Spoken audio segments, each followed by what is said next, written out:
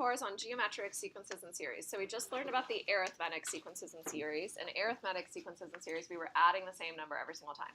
So geometric is going to be where we're multiplying by the same number every single time. Okay, so instead of having what we call a common difference, like the number we're adding each time, we have what we call a common ratio for geometric series. It's what we're multiplying by each time.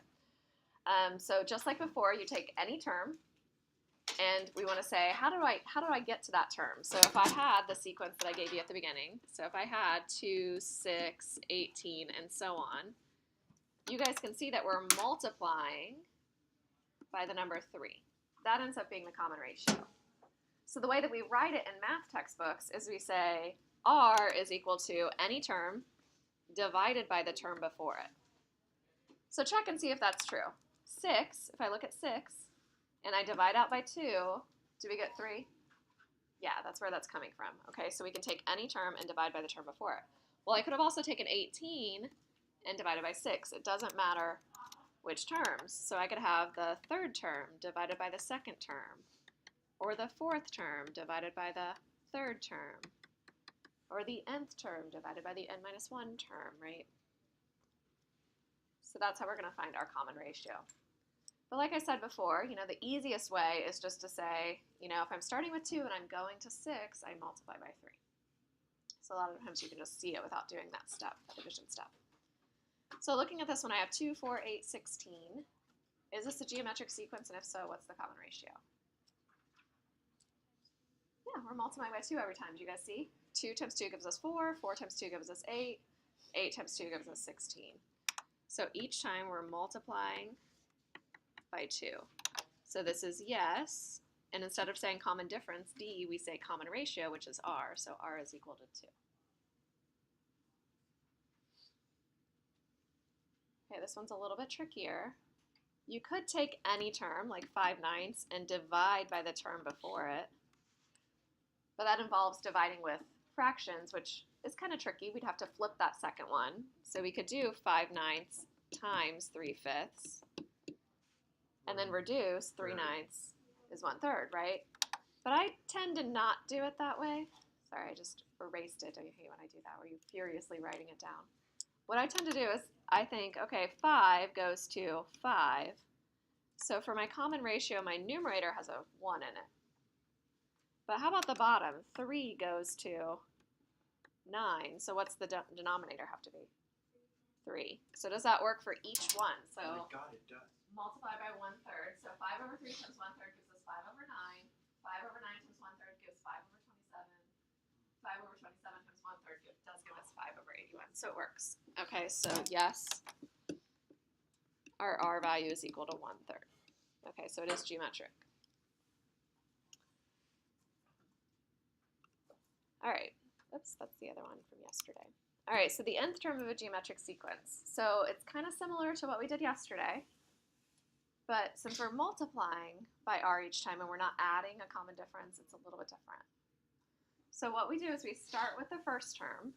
So our first term we write as A1, and we multiply by R, our common ratio. How many times if I want to get to the nth term? Close. N-1, right? So if I wanted the 10th term, I did it 9 times. If I want the 100th term, 99 times, right? Because we started with the first term. There's a 1 there, right? So we're going to have A1 times R to the N-1. But just like before, I wouldn't necessarily memorize just this formula. I would know how to go from any term to any other term. So think about if I had the 12th term and I wanted to go to the 30th term. Well, then I would set it up and I'd say, okay, my 30th term ends up being the 12th term times R, how many times? 18. So just like yesterday, you're going to have 12 and 18 combined to be 30, right? Just like the arithmetic sequences. So don't only memorize the one formula starting with A1. Okay, so number 1. So it says find the common ratio of the geometric sequence with A1 is equal to 3 and A2 is equal to 12. List the first 5 terms of the sequence. Okay, so we're saying that our first term is, did I say A1 equals 3? A1 is 3, and the second one is 12. So listing the first 5 terms, not a big deal, right? We don't have to write an equation for this. I have 3 and I have 12. So what's my common ratio? 4. I'm multiplying by 4, right? So if I'm multiplying by 4, what's the next one? 48. Do you guys see it? 12 times 4, 48. All right, you might need your calculator for the next ones. Now, personally, when I multiply by 4, what I do is I double and double again. So 48, if I double it, I get 96. If I double it again, do you guys know what you get? 192. So the next one's going to be 192. And then the last one, ooh, trickier. 768, exactly. Good. So those are the first 5 terms. So the reason we knew we were multiplying by something is because we had the keyword geometric. So that means multiply. So we're multiplying by some kind of common ratio. All right, so did I skip one? Is there a number 2 somewhere? Yeah, okay, so write a formula for the geometric sequence where the first 2 terms are 3 and -3/4. So 3 and -3/4. And then we're going to find the first 5 terms. So we could do the same thing to find the first 5 terms. We could just say, how am I getting from 3 to -3/4? So what helps is to think about 3 not as just plain 3, but 3 over 1. Do you guys see how that helps? Because on the numerator, if I go from 3 to -3, what am I multiplying by? -1. And then on the denominator, if I go from 1 to 4, I'm multiplying by 4. So my R value is -1/4. So you can do it that way if you want to. Or we can find it in a different way in order to find those first 5 terms. Okay, so if I was doing it in a different way, I want to set up some kind of equation that relates the first 2 terms. So the first term is 3 and the second term is -3/4. So our equation relating those 2 is going to be that if I want to get the second term, I start with the first term and I multiply by R 1 time.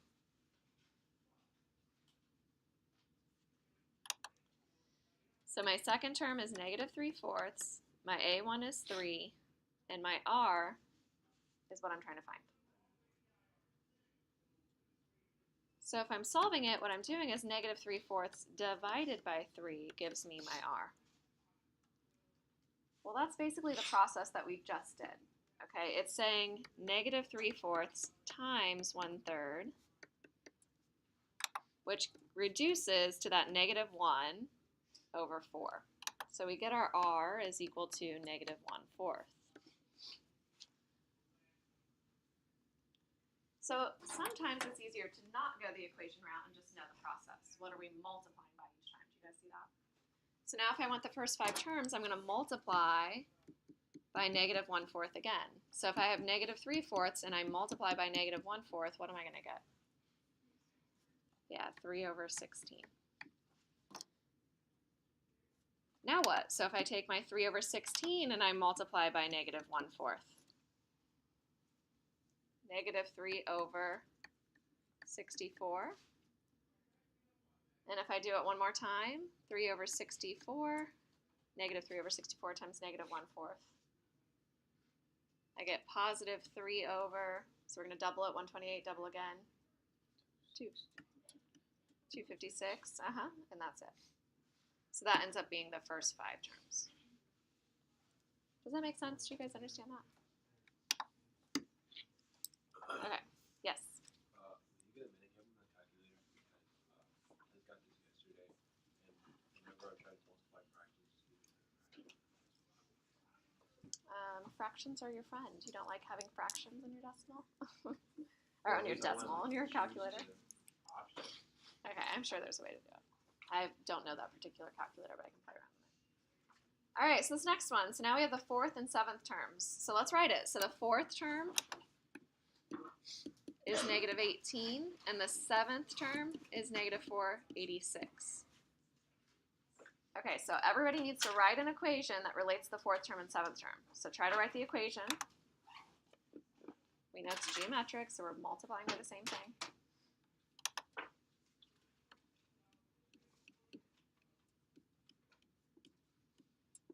Okay, did you guys have this equation? So in order to get the 7th term, we start with the 4th term, and we multiply by r 3 times to get to the 7th term. Did you guys have that equation? Good. So if it was an arithmetic sequence, you would start with A4, and you would add 3 common differences to get to the 7th. So do you guys see how these formulas are different? So we're not doing the thing where we're adding the common difference. We're doing the thing where we multiply by a common ratio. Okay, so the 7th term is negative 486. The 4th term is negative 18. So when I take negative 486 divided by negative 18, I get r cubed equals 27.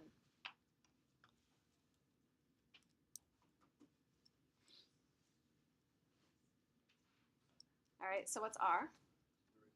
3, because we take the cube root of both sides. So you can do cube root. So that's our common ratio. That's what we're multiplying by each time.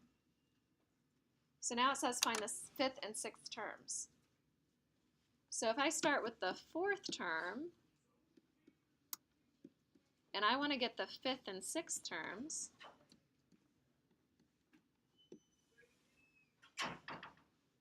think about it. How do I do that? How do I go from the 4th term to get the 5th term?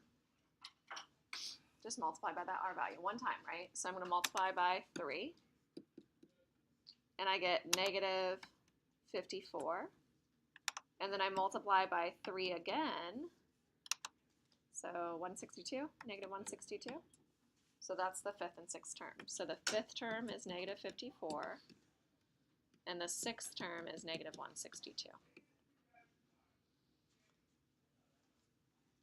All right, so every term in this sequence is a negative. Now, every term in the last sequence, look at the last one, number 2. We had 3, and then negative 3/4, and then positive 3 over 16, and then negative 3 over 64, and then positive 3 over 256. This is what we call an alternating series, or sequence. Alternating sequence. Series is when you add them all together. So alternating sequence. Okay, so that's where it's switching. Positive, negative, positive, negative, positive, negative. All right, so this next one. So I have the 5th term and I have the 7th term. So write an equation that relates the 5th term, which is 327,680, to the 7th term, which is 1,310,720.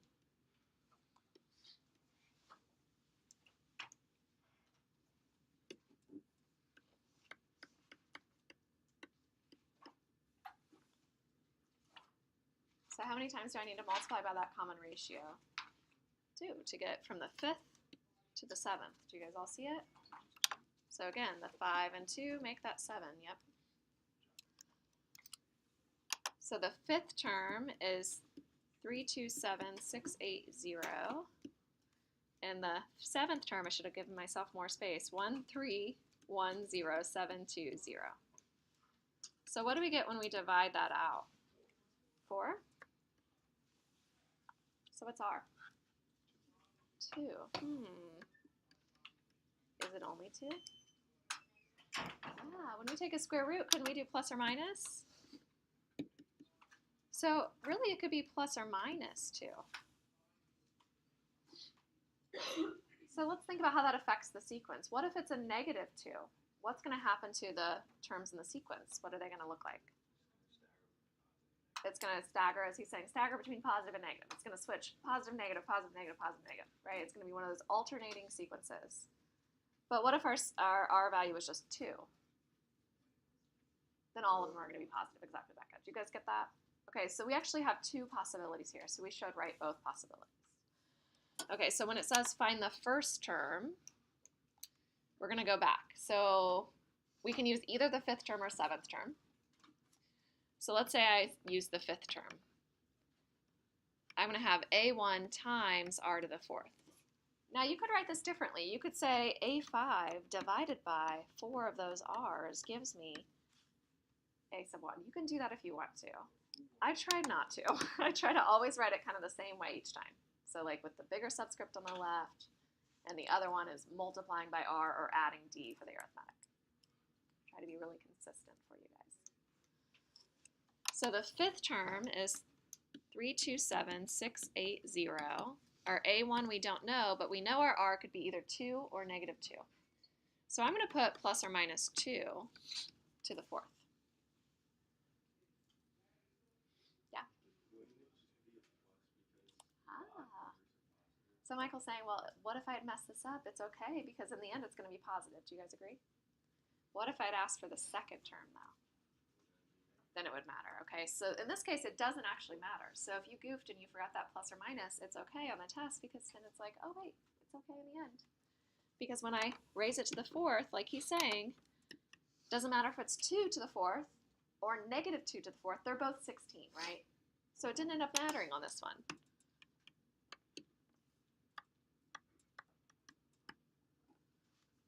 So now when I take that 327,680 and I divide by 16, I get that first term. 20,480. You guys see that?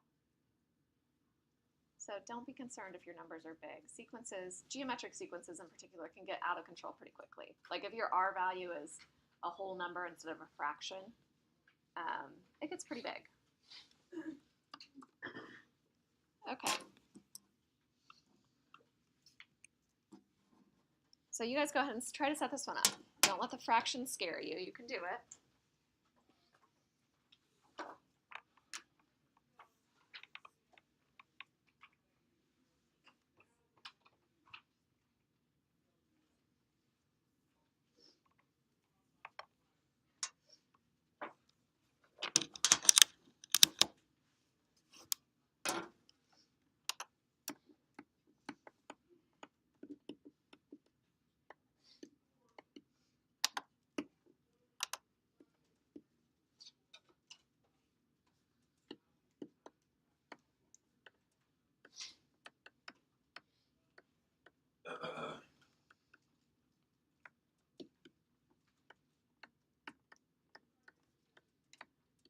Okay, so did you guys get to this point where you have the fifth term is the third term times 2 of those r's, r squared?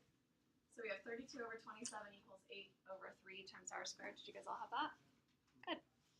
So we're going to divide by that r, or that 8/3, which gets a little bit messy. So we're going to have 32 over 27 divided by 8/3. So instead I'm going to do times the 3 over 8. I'm going to flip that second one. And there's going to be a lot of simplifying. So 32 and 8 make 4 and 1. 3 and 27 make 1 and 9. So our r squared value is 4/9. So what is r? Oh, I thought you guys were going to get this. Plus or minus 2/3. Thank you. So plus or minus 2/3. All right, so now we want to find that second term. So we can use either the third term or the fifth term. It doesn't matter. I tend to pick the one that's closer to it. So I'm going to pick the third term. And I'm going to set it up so I have a2 times r to the first this time. So Michael, does it matter now? Do you see it? Yeah, now the plus or minus matters. Because this could be an alternating sequence or it could be all positive terms. So that second term is what we're trying to find, and our r is plus or minus 2/3. And our third term is that 8/3. So our second term is going to be 8/3 divided by 2/3, which we're going to multiply by plus or minus that 3 over 2. Yep, you can do two separate equations if you don't like doing that plus or minus. I've done that before in class. You guys know when I like plug in like 2 and then I plug in -2. Sometimes I do it in two separate equations. All right, do we see what the answer is going to be? Plus or minus 4, exactly, because things are going to reduce. The 8 and the 2 reduce to 4, 3 and 3 reduce out. So we do get plus or minus 4. Okay. I like when I hear people say, this makes sense. Does it make sense to everyone? Sometimes practice makes perfect. Once you guys do the homework, you'll be like, oh, look at this. All right, if the common ratio is 1, then we have the same term every single time. Does it make sense if your common ratio is 1? Let's say I start with the number 5 and the common ratio is 1. Isn't that just 5, 5, 5, 5, 5? That's not a very exciting sequence. 1/2. Yeah, so it says, well, what would the k partial sum be? So if I had 5 plus 5 plus 5 plus 5 plus 5, if I had that k times,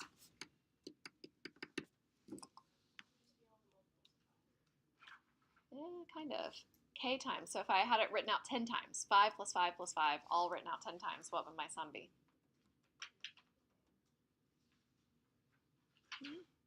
50, yeah, 50. 5 plus 5, 10 times, right? Would be 50. So if the common ratio is 1, which we don't use very often, then if you add up the first k items in that sequence, then it's going to be whatever your first term is times k. So if it was 5, then 5 times k. So now that we've handled how to list the items, so how to find each term in the sequence, let's talk about adding up the terms in the sequence. Remember, this is called a series. So a series is when we're adding up the terms in a sequence. So the sum of a finite geometric sequence is given by, I will give you this formula, no worries, it's a weird one, a1 times 1 minus r to the n all over 1 minus r.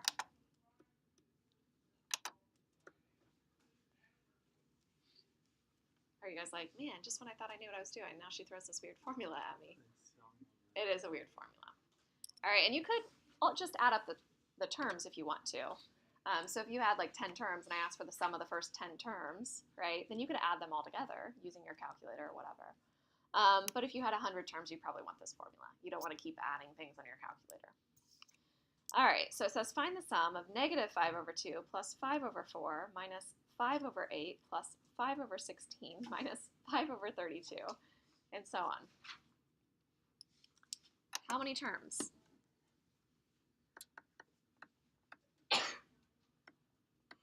Nine, is that what you said?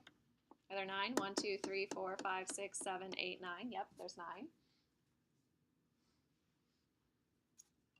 What is the first term?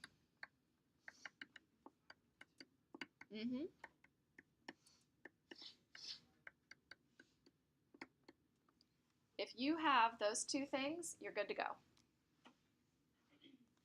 So the sum of the first 9 terms is going to be our first term times 1 minus r to the, I guess I need one more thing, 1 minus r to the n all over 1 minus r. So what else do I need? I need r. So what am I multiplying by each time? Close. Negative 1/2. Do you guys see how it's alternating? Oh, yeah. So we're multiplying by negative 1/2.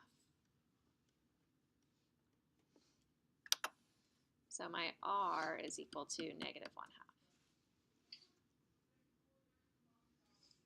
Now we're just putting these things into the formula. So it's going to look like the sum of the first 9 terms is the first term, which is negative 5 over 2, times 1 minus r was negative 1/2, so I'm going to put it in parentheses, negative 1/2 in parentheses, to the n, which is 9, all over 1 minus a negative 1/2. So I'm going to show you how I would put this into my calculator.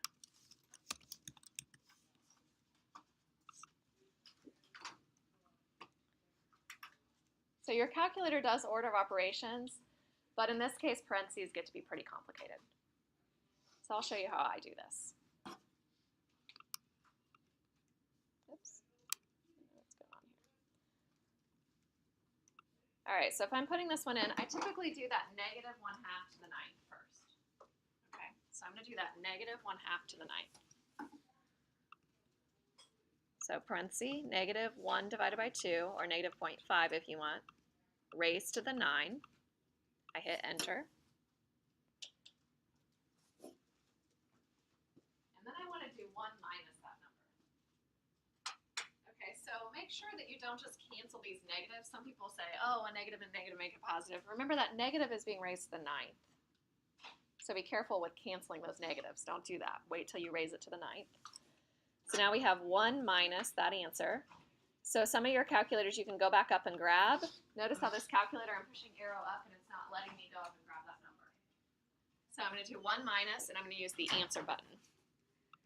So my answer button is second, and then it's the negative sign. So it does 1 minus the answer.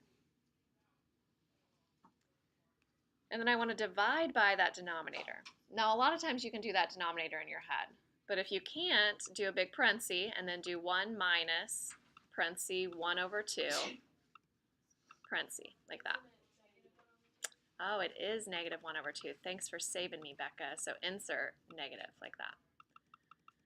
So sometimes it's easier to maybe do this in your head first. It's 1 plus 1/2. What could I put on the bottom that would make this easier? Let's use our decimal friends. Yeah, I could just do 1.5. And then you don't need a parenthesis because you've kind of already combined that. So we can do 1.5, and we get this. Still not very nice, 0.6679 something.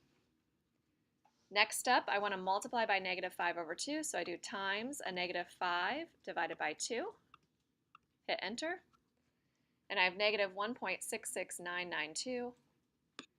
I want to change that to a fraction though, so I'm going to do math 1, and hopefully it will let me change it to a fraction. So negative 855 over 512. Does it make sense that my denominator would be 512? Yeah, because I'm trying to get common denominators. Look at all these denominators. They have to have that 512, right? Does it make sense? So I get negative 855 over 512. If it doesn't, sometimes your calculator won't let you change it to a fraction. Basically, the denominator would be something like 1,000 or more. Okay, it won't do any denominators that are bigger than 1,000, so just leave it like a decimal. Yeah, cool. Oh, you don't know the lovely fraction button? So you do math, and then you do number 1, which changes it to a fraction. It's the best. We love the fraction button. So negative 855 over 512 is the answer. So one thing at a time is the best way on those, because otherwise the parentheses get to be very crazy. Okay, almost done here. All right, so you guys have heard this question before, I'm sure. Yeah. Have you guys heard these? I just made this one up, so I don't know. I don't know which one's better. So it says, would you rather get paid $10,000 every single day for 30 days? So how much would I get if I had $10,000 every single day for 30 days? Yeah, 300,000, we got that. I'd rather double the money. Or would you rather get 1 cent plus 2 cents plus 4 cents plus 8 cents plus 16 cents, so you just double it until the 30th day? Double it. Double it. Kyle thinks it's double it. Now I just made this number. Maybe $10,000 is a lot. I don't know. $300,000. I think I would, whatever you want to give me. If you want to give me $10,000 every single day for 30 days, I'll take it. I would hate to complain about that. But let's just for funsies see which one's better. Okay, so this is involving a sequence, a geometric sequence, because each time I'm multiplying by 2, right? So my R value is 2. My first term and my N, I need to find these. So the first term is 1 cent, 0.01. How many terms will I be adding together? 30, for 30 days, right? So let's use that formula. The sum of the first 30 terms ends up being the first term, which is 0.01. Whoops, let me write out the formula for you guys. The more you write out formulas, the more you can memorize. So first term times 1 minus r to the n, so r to the 30 in this case, all over 1 minus r. So we're going to have that 0.01 times 1 minus 2 to the 30. Now this time I didn't put my r in parentheses. Do you think that's okay if it's just 2 to the 30? I need my 0 there, don't I? 2 to the 30, not 3. All over 1 minus 2. So one thing at a time. So let's do our 2 to the 30. It's going to be a really big number. So we get that. We do 1 minus that answer. What am I dividing by? What's on the bottom? 1 minus 2, so negative 1. So divide by negative 1. And then we multiply by 0.01. So this is in dollars. It's a lot of money. I have 107374418. 107374418. And what was it? 28 cents? What was the number at the end? That's why I wanted to double. 23 cents? Okay, how much is it? They asked that question on the Dr. Phil, and I was the only one who said. That thought it has to be a trick. It has to be that other one. Yep. I did it on the Yeah, so let's make a deal with your parents. Go home. Don't blame it on me. Don't say that I came up with this because your parents will email me angrily. But just say, hey, Mom, I've decided that I'm going to do some chores for the next month and just pay me pennies. Pay me 1 cent the first day. You can double it the next day, 2 cents. Maybe I'll do, a couple more chores for you. And then we'll do 4 cents, 8 cents, and sign a contract with your parents. Yeah, that's what I. Yeah, Becca, what do you have? Okay, it's probably because you forgot to divide by that -1. Did you remember that? Did you do the 1 minus that 230? Or 1 minus the 2 to the 30? I don't know. Let me see your calculator. All right, so let's try the next one. So the next one's talking about infinite.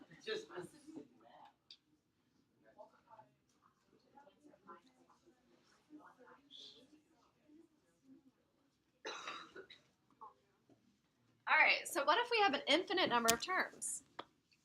So if you have an infinite number of terms, you would probably think that the sum of an infinite number of items is what? Infinity. Wouldn't you think? If you're adding up an infinite number of things, shouldn't you get infinity? You would think. Well, I don't know. So can you guys think of an example where you don't get infinity? number 1. If you add what? Number 1. Like number 1, 1/2, 1/4, 1/8, 1/16. Exactly. I made a lottery where I said I give them an infinite. I did this a while ago, and I don't think anyone wanted it. And I said I give them $1, and I give them $0.50. Yeah, no one wants to do that. All right, so let's see what's happening in this first example. We'll draw a picture for this, and then we'll discuss what the formula is. Okay, so if I have from 0 to 1, and I want to add 1/2, okay? What I'm going to do is I'm going to fill half of this line. So that's what 1/2 looks like. Do we agree? Now I want to add 1/4 to it. Well, what's 1/2 plus 1/4? That's multiplied. 1/2 plus 1/4. 0.75, 3/4, right? Do we see it? Now add half of that. 1/4 plus another half of that is going to be 1/8. Add another 1/8. 1/16. 1/32. So we're slowly filling up this line. So what do you think this should be if I do 1/2 plus 1/4 plus 1/8 plus 1/16? What does it slowly get closer and closer to? 1, right? So it'd be 1. So we're slowly adding these together. This sum will be 1. Okay, this has a lot to do with calculus. Calculus is all about the study of what we call infinitesimals. Tiny amounts and limits. So it goes towards 1. Most people say 0.999999999. Is that what you guys would think? 0.9 repeating. Did you guys know that 0.9 repeating is equal to 1? I heard. It is. I'll show you a proof later. It's easy. How? Oh man, do you guys want to see this? 0.9 repeating is equal to 1. All right, use your calculator. So let's use our calculator one way.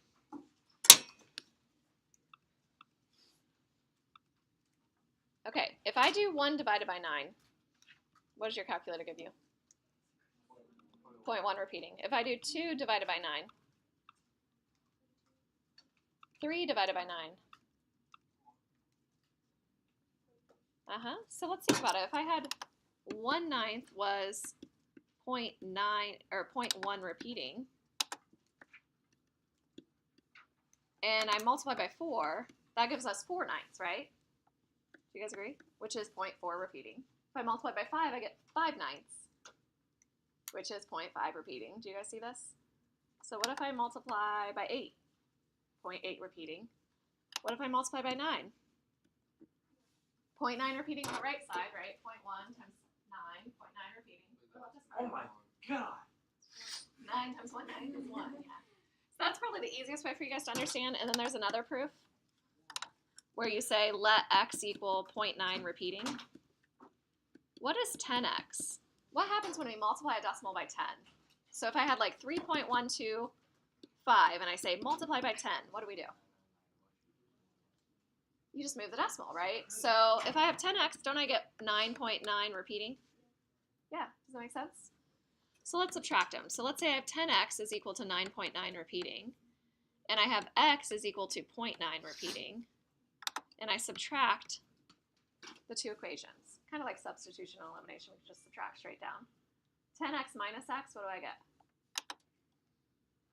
You guys know this, 10x minus 1x is not 10x, 9x. What about 9.9 repeating minus 0.9 repeating? It's 9. If 9x is equal to 9, what's x? 1, but what was x? 0.9 repeating. They're the same thing. I know, crazy, isn't it? So exciting. Go show your parents that one too. All right, anyway. So we have to have some kind of formula, and I can give you this formula as well. It's not as hard as that other one to memorize. The other one's got a lot of things going on, right? So this next one, the sum of an infinite geometric series, we have the stipulation that our R value has to be smaller than 1. It has to be a decreasing sequence, like each term has to be getting smaller, kind of like the 1/2, 1/4, 1/8. Otherwise, if it was getting bigger, it is going to go to infinity. Like if I had the sequence 2, 4, 8, 16. If I have an infinite number of items there, do you guys see how that's all going to add to be infinity? 2, 4, 8, 16. It's just getting bigger and bigger and bigger. It's unbounded. Okay, so that's going to go to infinity for the sum. So we do say that our R value has to be less than 1. And our sum ends up being a sub 1 over 1 minus r. So that's our formula. So it says this is because as n gets very large, which means that we have a small fraction raised to n. So try this on your calculator. Do 1/2 raised to the 100. Let's see if it will let us do that.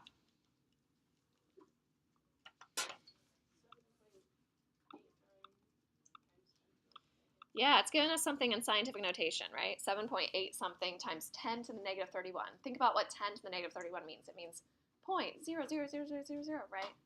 Very, very tiny. Let's try 0.5 or 1/2 raised to the 200.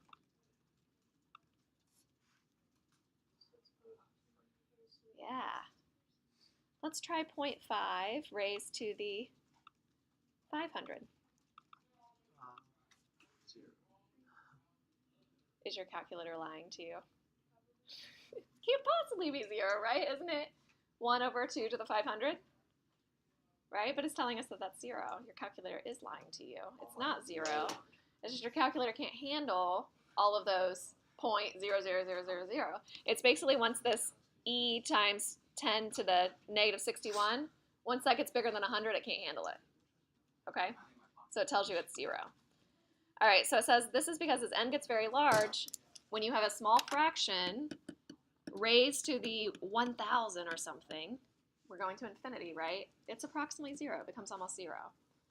So this formula, instead of having that 1 minus r to the n part, that r to the n goes to 0, which gives you this other formula, the a1 over 1 minus r. All right, so computing these infinite sums, we just write s because we don't have the sum of n items or anything. So s is a1 over 1 minus r. So a1 is 1/2. R, do you guys see what we're multiplying by each time? Is also 1/2. So our sum ends up being 1/2 divided by 1 minus 1/2 is 1/2, which is 1. That's why our sum ends up going to 1. So we saw the picture on why that's true, and now we have the formula as well. All right, is there one more problem? Yeah, there's one more. So sometimes it's written with a sigma as well. On these ones, I would just write out the first couple terms. So see the pattern. So if I plug in n equals 0, I get 2 times negative 2/3 to the 0. And then the next one, I'm going to plug in n equals 1. So 2 times negative 2/3 to the 1. And I would plug in n equals 2. 2 times negative 2/3 to the 2. And do dot, dot, dot. And you can find what each of these are. You can use a calculator if you want to. I don't care. So what about the negative 2/3 to the 0? Yeah, that's going to go to 1. So then 2 times 1 is 2, like you guys are saying. So that first one's definitely 2. What about 2 times negative 2/3 to the 1? It's negative 2/3 times 2, which is negative 4/3, or negative 1.3 repeating, as Becca's saying, right? But this next one's a little bit harder. So if you want to use your calculator, I'm not going to judge you. It's fine. You can do it without a calculator, but so we would square and then multiply by 2. Yeah, who has a question? Yeah. And then remember, you can always hit that math 1, so it's 8/9. So really, to get this formula, all we need is A1, and we need R in the formula. Do you guys see the first term? 2. What's R? What are we multiplying by each time? It's a negative number. Negative 2/3. Where does that negative 2/3 come into play in the sigma notation? Yeah, it was this part right here. See how each time you make n bigger, you're gaining another negative 2/3? That's why R is negative 2/3. So our final answer is going to be, let's see, 2, which is A1 over 1 minus the R value. So again, if you want to use your calculator, you do 1 minus that negative 2/3, or you could do 1 plus 2/3. So you get 5/3, and then you do 2 divided by 5/3. You could do this without a calculator. You end up getting 6/5. So that's our answer.